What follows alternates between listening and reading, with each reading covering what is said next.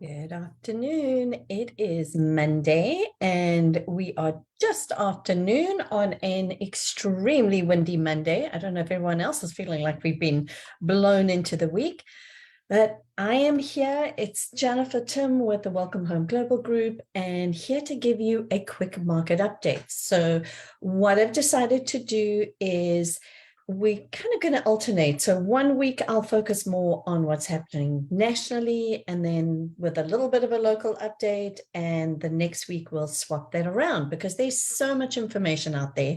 And the real estate market has certainly been a very interesting one over the past couple of months, and it continues to be that way.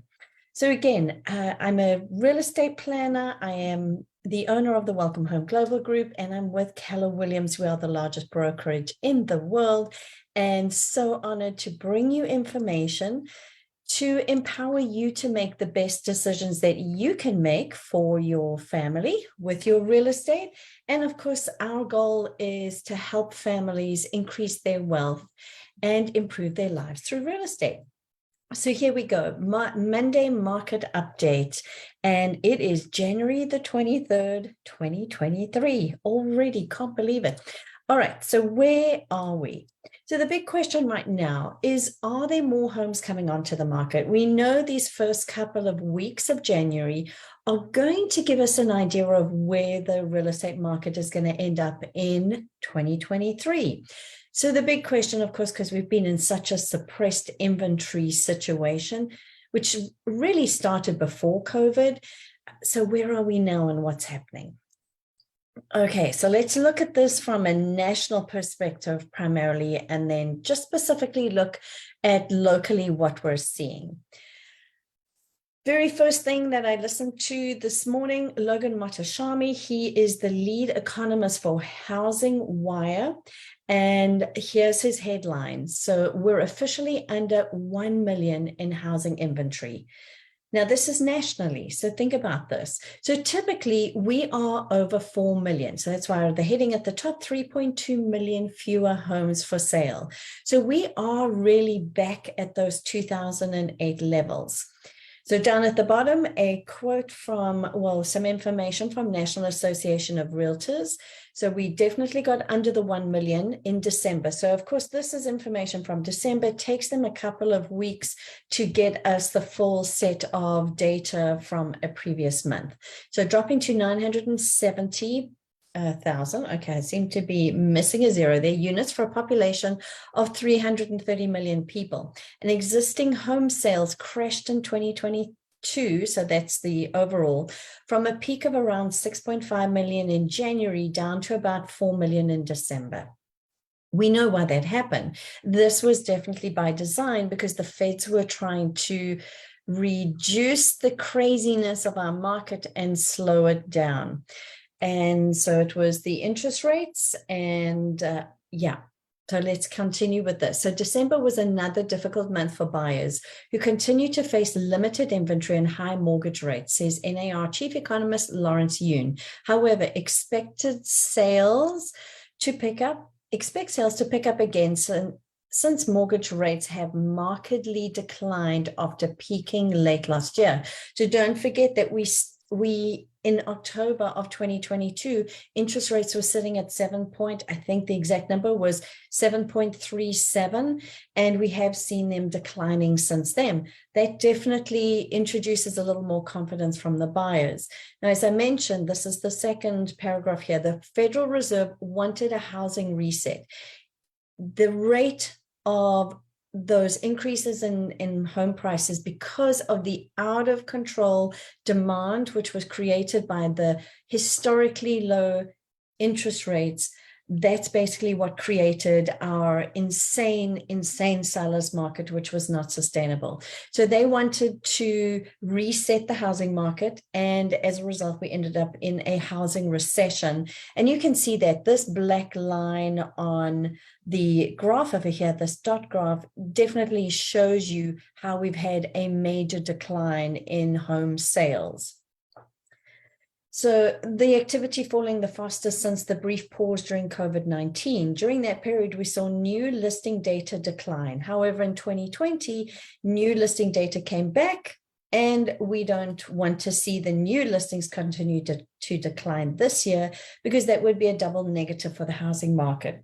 So this is what we're looking for. We're looking to see what is happening now, because we know that seasonally we start seeing inventory climbing right about the middle. So we're past the middle of January, and it should see an incline as we keep going. Now, the rate of that incline is going to determine a lot about what we can predict as far as sales in 2023. So much has to do with the interest rates. All right, so now who did the buying in December? So again, NAR, National Association of Realtors Research, first-time home buyers were responsible for 31% of sales in December. That is a good thing, because we need our buyers, we need our entry-level buyers, and then we need to see the move up and the move down to be able to create that good cycle of available inventory.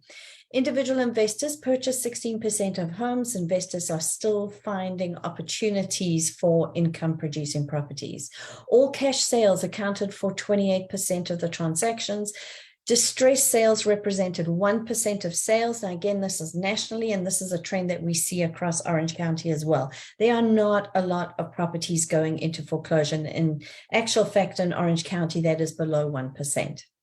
Now, a really important piece of information that they added was properties typically remained on the market for 26 days. Sounds super fast, but compared to a couple of months ago, well, okay, it feels like 2022 went past in a flash. But when we started 2022, so when interest rates were lower and, the frenzy was still happening, you were lucky to have a property stay on the market for longer than just a few days. The fact that we're now sitting at the 26 days is a healthy indication that, number one, sellers are putting their properties on the market at prices that make sense to buyers. So it truly is more of that market value, where, a market value of a property is the price that a seller is willing to accept and a buyer is willing to pay. Forget about anything else. It truly comes down to that. It doesn't matter what anybody else says, because if a buyer doesn't see value in what's being offered, they're not going to offer a price on that home. They could go and do other things. But it is really important to see that the 26 days is now looking like the norm. Of course, you have to look at each of your individual market areas to see where your area fits in with this national average of 26 days.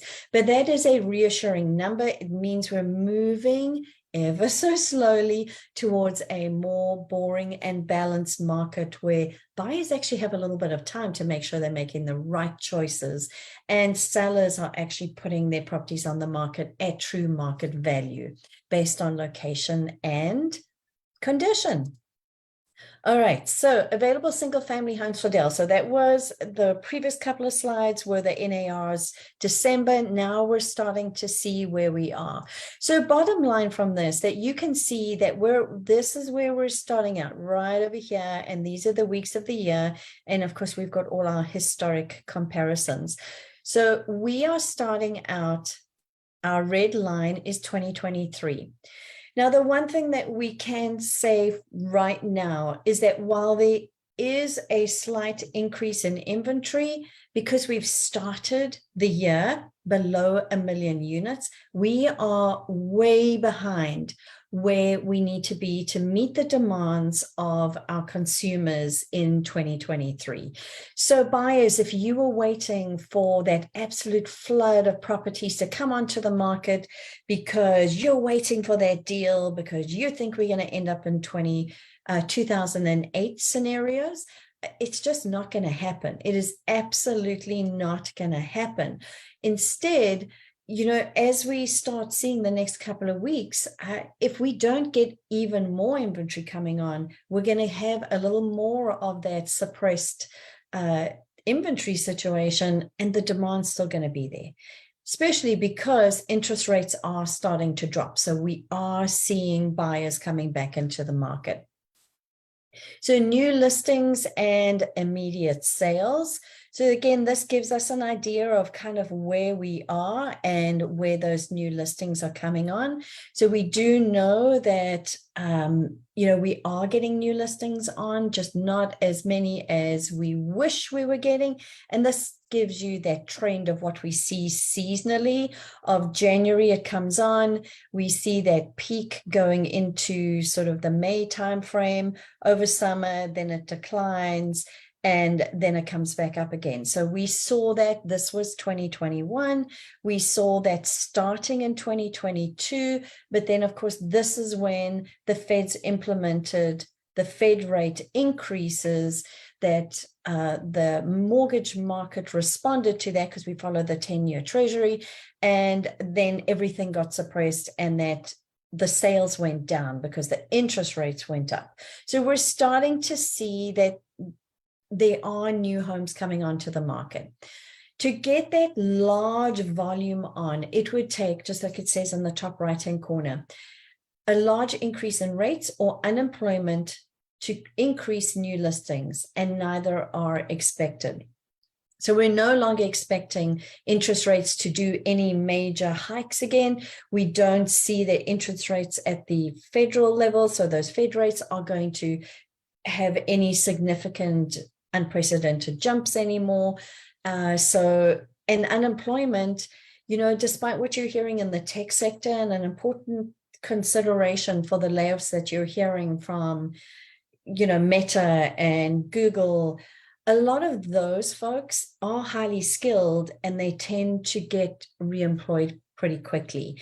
They don't tend to then sit on unemployment for a significant amount of time. A lot of them actually create their own businesses at some point in time. So we're not seeing the tech layoffs as being an indication of a major unemployment situation coming. This is not like 2008. So that's our new sales, our new listings and immediate sales. So pending contracts per week. So we know that it's fairly flat at this stage. And again, you've got 2021, you've got 2022, and we're just kind of slowly coming back again. And we've got a slide to show the mortgage applications and where those are going. But buyers are starting to feel a little more comfortable about the interest rates that are being offered, and they're starting to come back into the market. At the same time, we have sellers starting to feel out that possibility of listing their home. I'm actually in conversation with a couple of sellers and running numbers for them and helping them understand where we are currently, and to help them with a little bit of the crystal ball analyses from those much smarter than I am, who watch the trends. But the contract ratio nationally is really flat. It hasn't gone down, but things are looking more positive. So the median asking prices are definitely up week over week, but they're not taking these meteoric rises as we saw during our crazy sellers market. Again, it's taking sellers a little more time to really understand the market and where they should come on, because don't forget that everyone who sells a home is probably going to end up buying another home. That tends to be what happens. Again, this is not like 2008, where we saw a massive migration from homeowners who should never have been homeowners because of affordability, because they had those subprime loans and they were bad lending practices. And those were the folks that ended up either having to go back into rentals or they became homeless. We are not seeing that same situation today. We don't have the same set of economic factors, and we certainly don't have the terrible lending practices that were in existence in 2008. So now, sellers are thinking about, well, I've got to be reasonable with my list price because I want to get it sold, because I have a desire to buy something else, and I don't want to get ripped off when I go around to looking at that new property. So yeah, the list prices are coming on a lot more realistically. There isn't this reach, because sellers know that the absolute death to getting a price that is acceptable to them is going to be the days on market and the getting buyers to actually submit offers. So they want their properties, when they make the decision to sell, they want them to sell hopefully within like that average national average of 26 days, which is reasonable. So price reductions, those properties that are languishing on the market, so those are the ones that have been rejected by buyers, because when they have a look at what is being offered for that property and for its condition and the location, and if that price is too high, they are absolutely rejecting it. So we are seeing that there are fewer price cuts because a lot of those properties have already had one or multiple price reductions. And, you know, it's interesting when we pull up our MLS, our multiple listing service, we go in there every single day and we're checking all our local areas. We see little red arrows, but you know, next to any of those that have had a price reduction. And the vast majority that have been on the market for longer than our sort of average right now of the 26 days, they've had at least one price reduction. But they've also lost out on buyers because those buyers have seen that other buyers have rejected their property. And it's really hard to psychologically get buyers to come back to a property because they think that it's been rejected by other buyers. So why would it be attractive to them? So anyway, so price reductions still happening, not as many as before because sellers are now realizing what they have to do to get their properties sold. Purchase mortgage applications. So our good news for today, number one, was that our average days on market is now a more reasonable number. And this is our second one. Purchase mortgage applications are up. That again points to the fact that buyers are becoming more encouraged by what they're seeing with the mortgage rates, because right now, and this was as of Friday, the 30-year fixed rate officially, so this comes from, you know, it's either going to be Fannie Mae, Freddie Mac, so that's sitting at 6.11%. So it's sort of hovering around the 6%, but we'll look at how that translates into what our local lenders are offering when we get to our local update. But this is good news. And remember, this isn't just buyers. These are sellers who have decided not to put their properties on the market because they're going to have to buy a property and you can't transfer your interest rate. So where they may have a really low one currently, they also been looking at where the interest rates are and saying, well, no, I'm going to wait to sell because I don't want to buy in that market where the interest rate is so high. So this is good news for the market as a whole, because it means that we'll start seeing that turnover of properties where sellers are selling and then buying the next property, allowing other buyers to come in. So you see how the cycle works. This is good news. This is really good news. Excuse me. Some other items in the news: rental price growth continues to decelerate, hitting a 7.5% year over year in December. So that is also good, because when your rents are so high that people can't even consider making a move there, it just slows down everything, because we know that a lot of first-time home buyers start out in the rental market. And if they're concerned about leaving their rental and starting the home buying process because other rentals are going up, they may not do that. The housing starts. So housing starts dropped 1.4% month over month to an annualized pace of 1.382 million units in December. Within that, single family starts rose 11% month over month to a 4-month high of 909,000 units, while multi-family starts dropped 19%. So what we're talking about here is the new inventory coming onto the market that is brand new.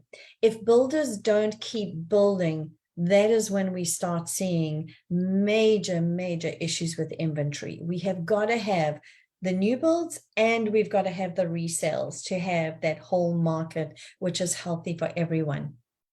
So we need to see more of these housing starts. So while there's decreases in some, then we want to see that we want to start seeing the builders getting confidence in the ability of oh, excuse me, potential new homeowners to get into those new homes that they're building. However, there is still good news. So there's always a silver lining, and that's why I'm so encouraged at the start of 2023. So after 12 consecutive months of decreases, the National Association of Home Builders Home Sentiment Index for January increased 4 points. So that means more people are expressing interest in home ownership and buying and selling. The NBA's weekly market composite index, which tracks refi and new purchases, increased 28% week over week on a seasonally adjusted basis. So again, that's that. So it's refis and mortgage applications. Again, buyer sentiment is improving. Single family housing starts rose 11% month over month in December and appear to be bottoming after a very rough 2022. The sooner that the builders can start building those new homes, the better it's going to be for our market as a whole, because many of those new builds are going to be entry level, and you need new entry level to then create, because eventually that new inventory, so the entry level buyers will need to buy up and go up, and then that creates that resale market. The NBS Highway Housing Survey for January 2023 showed the first early signs of improving buyer activity. Combination of the mortgage applications, we're seeing more buyers out there where, everyone's feeling a little more comfortable because we're adjusting to where the interest rates are. And then Fannie Mae's Home Purchase Sentiment Index saying the same thing. Fewer consumers saying it's a bad time to buy. So we're all looking forward to 2023. And now we'll slowly, and it's going to take a while. This is a huge, huge part of our economy. It's going to take a little bit of time to gain some momentum. Are we going to see the recovery we saw in 2020, 2021? No, because we don't have those interest rates. We are not going to be seeing historically low interest rates. Those are gone. Remember, our historic average for interest rates is 7%. And I'm really excited to show you where our local lenders are currently, and then unofficially what they're starting to tell us. So moving on to that discussion. So remember, we said that the Fed rate is sitting at the just over 6%, and look what some of our local lenders are able to offer. So hopefully that gives buyers a little more encouragement, because it really isn't as bad as you think it's going to be.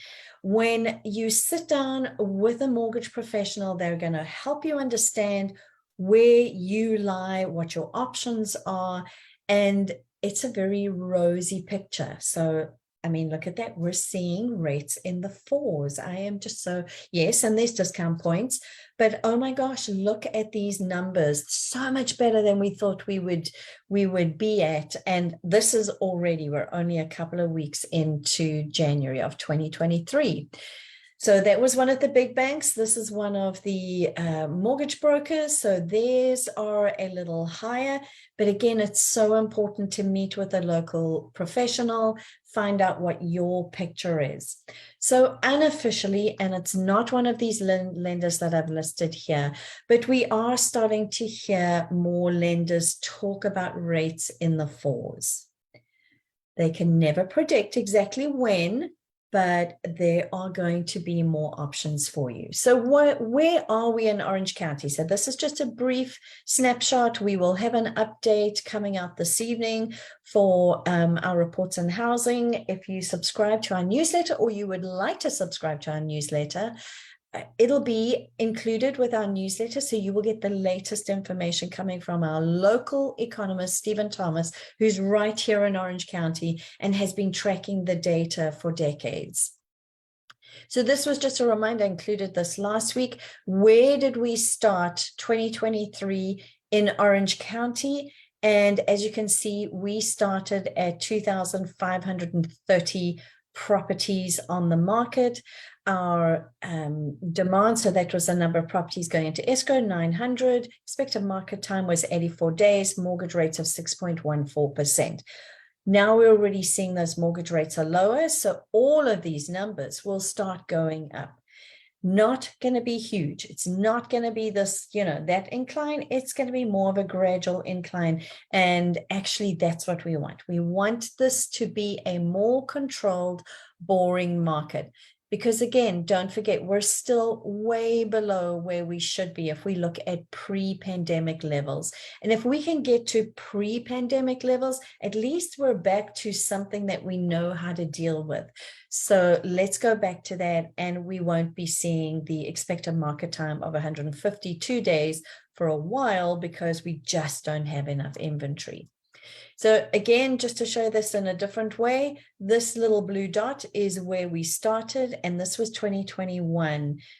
So we are up from 2022 levels, but we've got a long way to go as far as our listing inventory. Our demand is way down. It's below where we were in previous years because we've started out with these high interest rates. We've had this reluctance from buyers who are trying to figure out what they should do. And on top of that, the sellers who have been hunkering down and saying, I love my 2%, 3% interest rate. I see no need to move, to sell this property and then have to take on a higher interest rate to buy the next property. So we should start seeing this moving because we've got the lower interest rates. Our market time. So again, we're sitting at this sort of 84 days on market. That's where we started. It's going to be interesting to see now Orange County, because on average, our average home price is a lot higher than the national average. We're seeing properties taking a little bit longer because we have fewer buyers in our buyer pool who can afford the properties that are on the market. And when we look at our 4 major cities that we cover, you'll see what those prices are. And that gives you an idea of this, our buyer pool. It hasn't gone away, but it's certainly reduced from where it was. Speaking of which, we're right here with Dana Point. So these are numbers that I've pulled this morning, and Altos Research produces these charts for us, and they are really recognized for having their finger on the pulse of inventory levels and helping us with the tracking. So we started out over here. So median list price in Dana Point is currently 2.7 million, with new listings coming on lower than that at 1.8 million. Our average days on market is 116, but you can see that it's slowly leveling and going lower. So that is an absolutely good thing. Our median days on market is 84, so we're right there for that Orange County median. And our inventory is sitting at 37, and you can see we're kind of slowly increasing.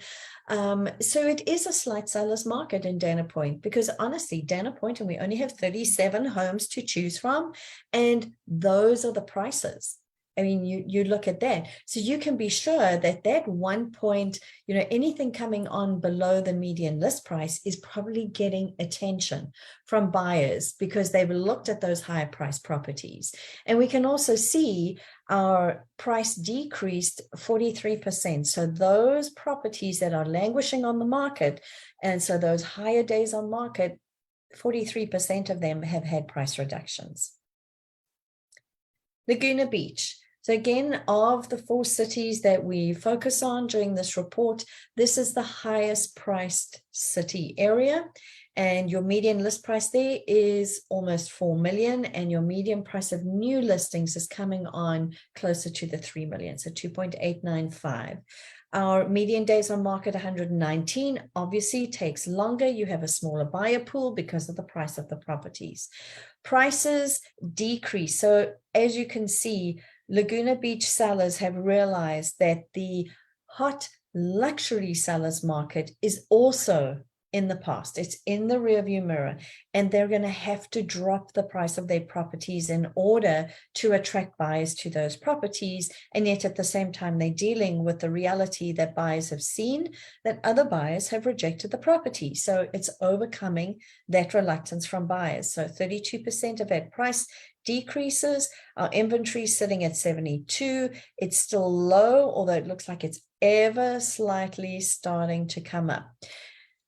Slight buyer's advantage because we're now sitting at, the days on market. That is the big thing. That's one of the indicators. So we shall have to see what it looks like and see whether we have not a flood, but a trickle of new properties coming on and where they're priced to see how that changes. San Clemente, median list price 1.9, so the 2 million, and the median price of new listings is coming on right about that price point. So you have your median days on market 77, again, slightly lower priced. So therefore, you've got a slightly larger buyer pool who are engaged with the purchasing. So 46% of those that have languished on the market, and we have a little bit of up and down going on in San Clemente.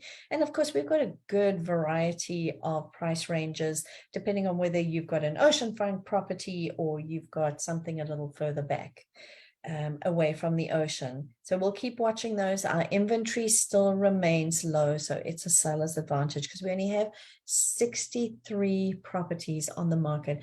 I remember, and this sounds terrible. I remember way back when, no, it's not like that. But I remember a couple of years ago going to our broker preview where once a week, all the real estate professionals in this part of Southern California get together, and we have a broker open for our listings. And it was not uncommon to have 60 properties on our broker preview sheets to be able to go and visit. Well, now that represents the entire inventory in San Clemente. So we are way below where we need to meet the demand. Those national numbers we shared earlier of being under 1 million means we have 2.9 months worth of inventory, and we really need to get to a minimum of 4.2 months, and actually 6 months worth of inventory is where we ideally need to be for this to be a true balanced market. San Juan Capistrano. And San Juan Capistrano remains our strongest sellers market of the 4 cities. So our median list price there, 1.894, so say 1.9. Median price of new listings coming on around about that, a little higher. And the reason for that is because the average days on market is 59. Saw a slight increase, but that is a strong seller's market. Our price decreases, there are definitely some of our higher price properties have seen some price reductions. Our inventory is sitting at 40 homes. 40 homes. So, I mean, you add up just these 4 cities, and we really don't have a lot of inventory for buyers to look at right now. So strong sellers market, and we will keep monitoring this. So are we seeing more homes come into the market? Yes, at a trickle. So we're not seeing a glut of homes hitting the market because all of this is tempered still by the fact that we have sellers who refinanced during COVID, took advantage of those historically low interest rates, who are hesitant to sell and become buyers in a higher interest rate market until it starts adjusting now. And this is why we're getting the word out about interest rates that are in the high 4s or the low 5s, is that is more, it's more palatable for sellers who are looking at that when they're realizing, okay, well, like we've got the 2.3 something % mortgage rate, big difference in our monthly payments compared to even a 5% or a 6% mortgage.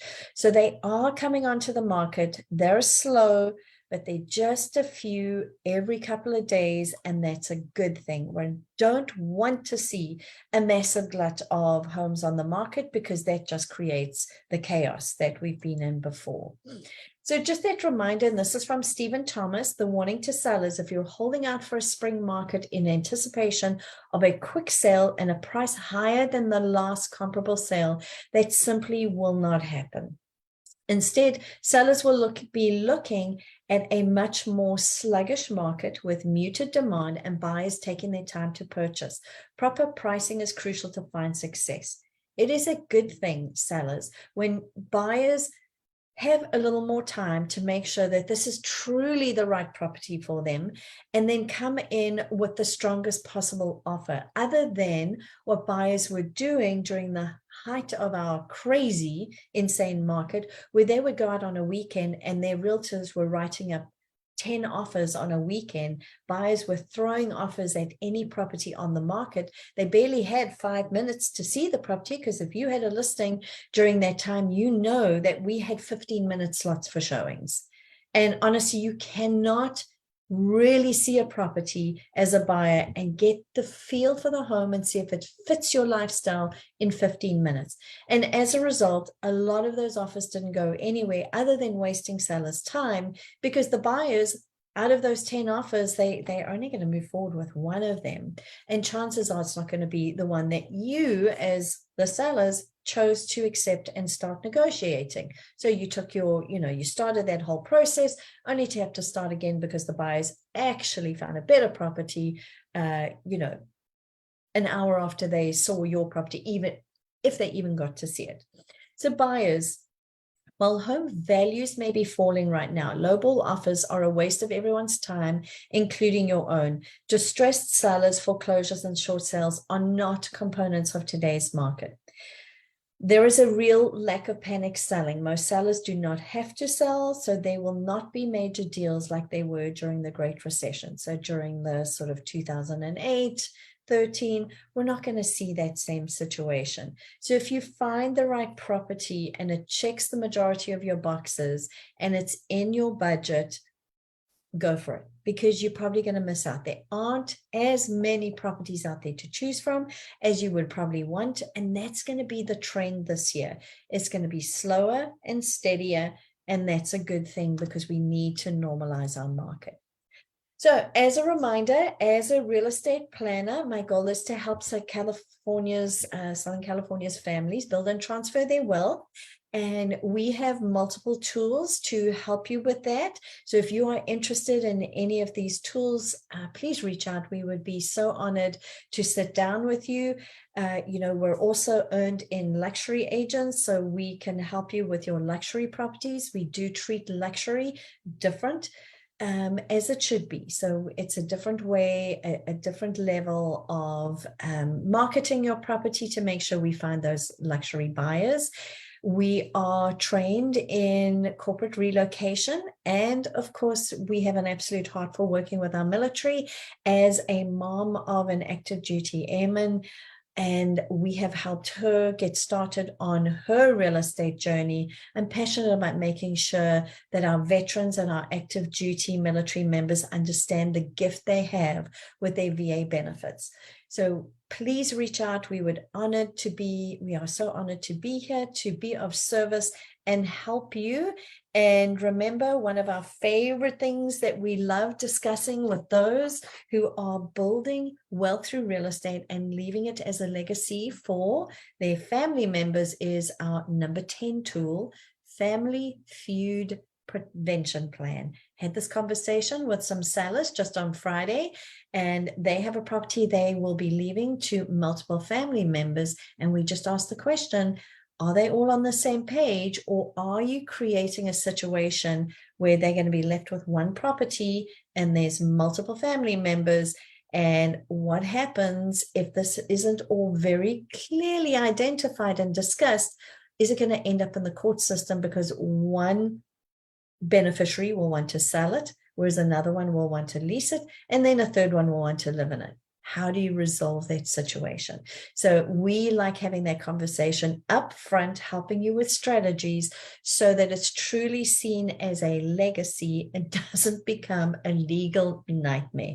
Because unfortunately, we have many cases of beneficiaries who end up in the court system because nobody can agree.